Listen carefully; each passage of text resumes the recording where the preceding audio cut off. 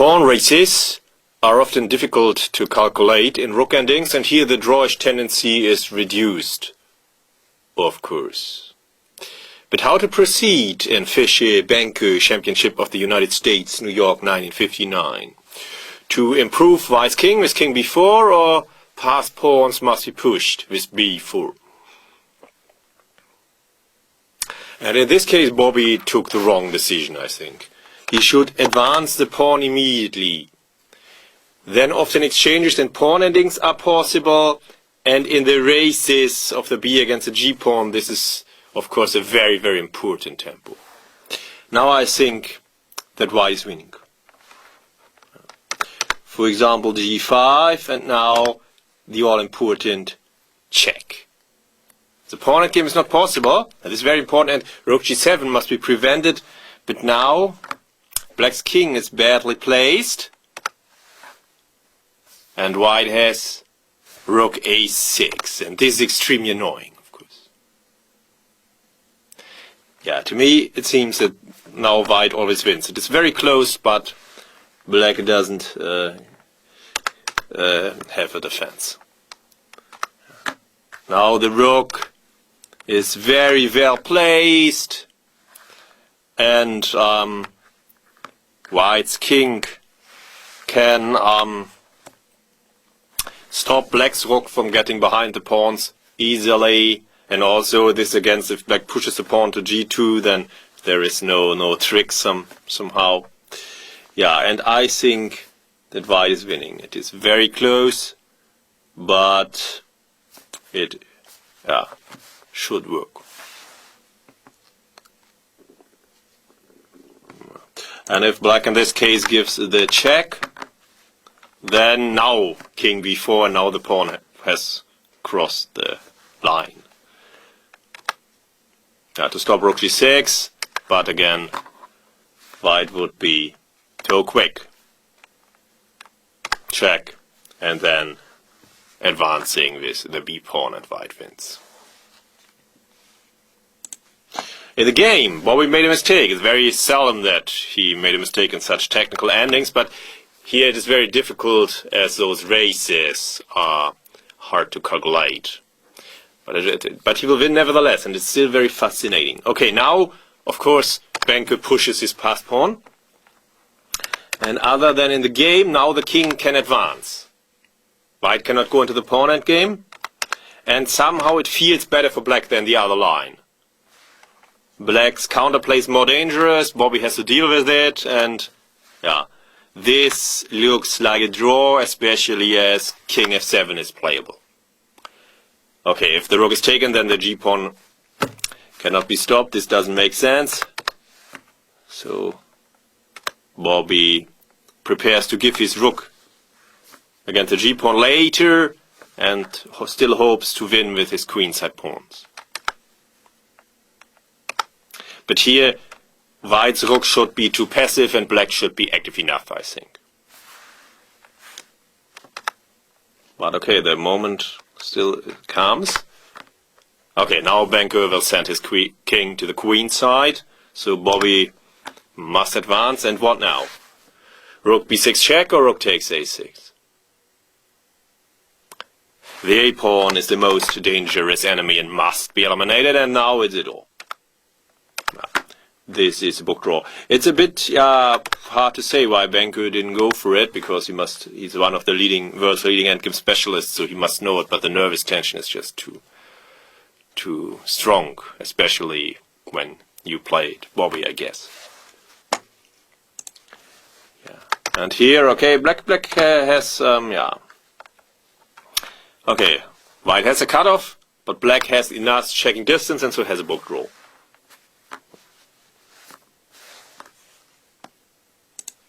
While taking the b-pawn loses. Now white's a-pawn is too strong. The checking distance is not large enough, which Bobby exploits now.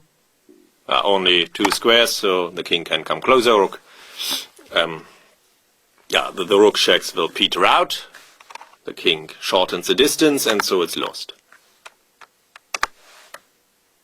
Rook takes a7, comes of course rook g7 check, and rook g8 is threatened.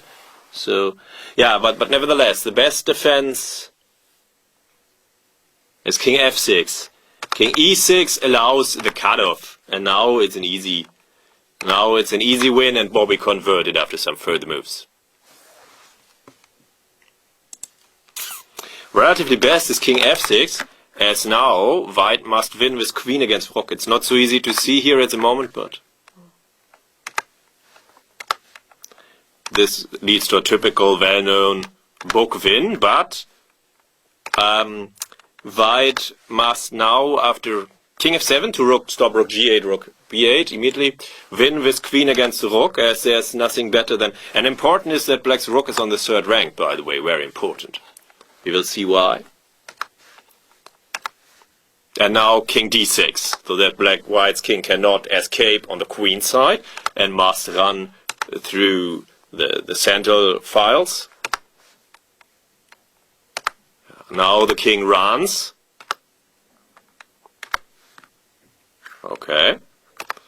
No way forward for the king. Now the rook must come, and yeah, already can be seen the reason why there will result in endgame with queen against rook.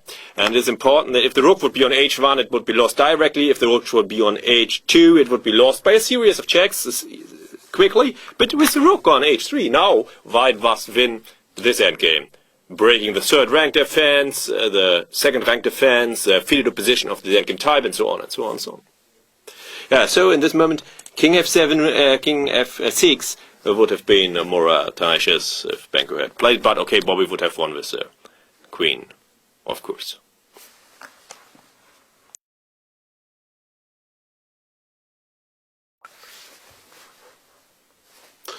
Defending rook endings is not so easy, of course. What to do here with black?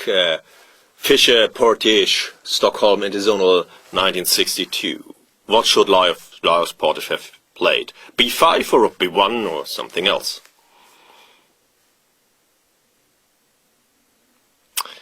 The speed of black's counterplay on the queen side is one important point, of course, but that's not the only one. b5 is wrong, unfortunately. The disadvantage is that the c5 is now extremely weak, and Bobby will exploit that. Rook b1 should draw, I think. Now black's counterplay always seems to be in time. After rook c7,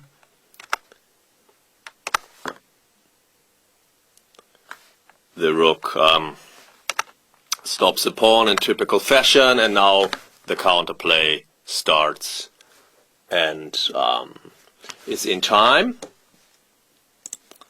And after rook b7, okay, it is similar. And b5. Okay, of course the king must now avoid f6 check. And black is just in time with his counterplay. Everything now fits. Yeah. Okay, if white takes, then black queens at the same time. So. But b5 loses, as Bobby proves. Check is clear. And rook b7 also. Yeah, and now white always is too quick. Probably Portisch's idea was to get rid of all queenside pawns like this, but he had miscalculated, and now his counterplay is not in time after king e6. If he takes the pawn, then his rook is lost directly, and then, yeah, he is of course not quick enough.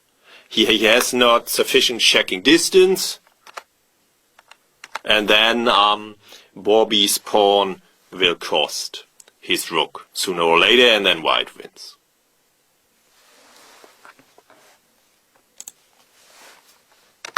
So he had to give check, but now white's c-pawn will decide the issue in his favor, as black's king is not playing. Okay, but it's won. It's a tail-based position, but still some tricks.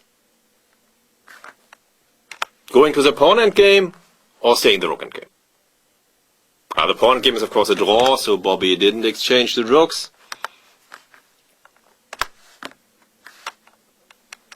Yeah, black's lost in any case, so Portish tries to cross over with his king, but the problem is check, check, and now, yeah, the pawn endgames are not playable. Yeah, rook d7, king c6, or king c8, rook c6. Yeah, so it's over. The king, because now the pawn has crossed the middle of the board, and white is winning, as black can't choose the pawn endgames.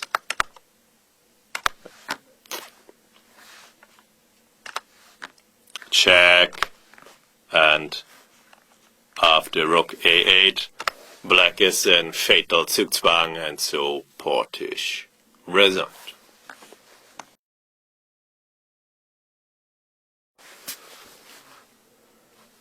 How to defend in this pawn race with white to move? What should Geller have played against Bobby in the Palma de Mallorca International 1970? King somewhere, or rook d8, rook elsewhere.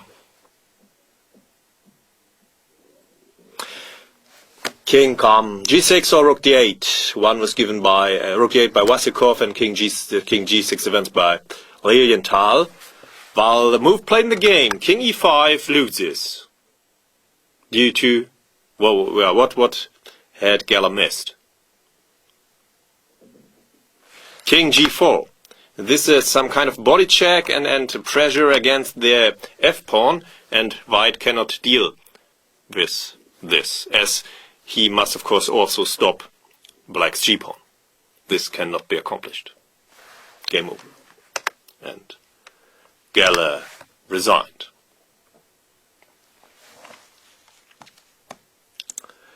Yeah, king g6 draws. Okay, nothing has happened now, even that is possible. Yeah, the reason is that white always has this counterplay.